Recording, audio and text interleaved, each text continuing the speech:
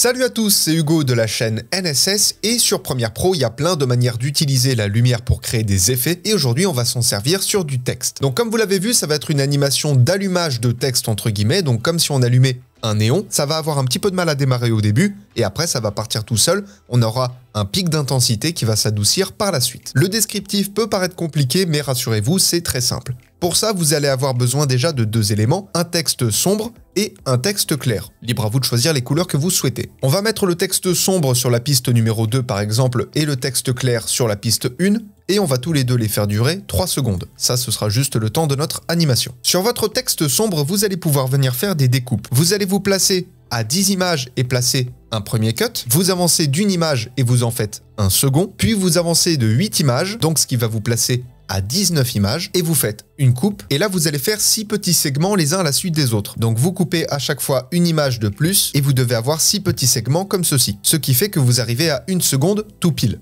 Le timing est millimétré. Puis vous vous placez à 2 secondes et vous faites une dernière coupe. Et à partir de là, on a notre texte qui est séparé en 3 parties. Vous pouvez également faire la même chose sur le texte du dessous. Donc comme je vous l'ai dit, on va avoir notre texte qui va s'allumer progressivement. On va avoir un premier flash que vous avez vu en introduction, suivi de plein de petits, et ensuite le texte qui va s'allumer progressivement. Donc pour le coup, c'est pas compliqué. Pour le texte sombre, vous allez supprimer la première petite partie, ensuite vous supprimez une petite partie sur 2, et après vous pouvez tout enlever puisque notre texte sera allumé, on n'aura plus besoin du texte sombre. Pour ce qui est du texte clair, vous faites exactement l'inverse. Là où il vous reste du texte sombre, vous supprimez le texte clair. Du coup, ça doit vous donner quelque chose comme ça. Alors juste avant de fusionner les deux, je vous conseille de sélectionner l'un des deux textes, faire un clic droit, aller dans Libeler et changer la couleur. Comme ça, vous allez pouvoir différencier le texte sombre du texte clair. Et à ce moment-là, on peut fusionner les deux. Et donc, pour l'instant, ça nous donne quelque chose comme ça. C'est un bon début, c'est une bonne base, mais il y a encore du travail. Maintenant, on va venir chercher l'effet principal du tuto. C'est l'effet lueur VR, que vous allez placer directement sur votre texte clair. Ensuite, vous allez pouvoir mettre un second effet directement après le premier et passer la valeur de rayon du second de 100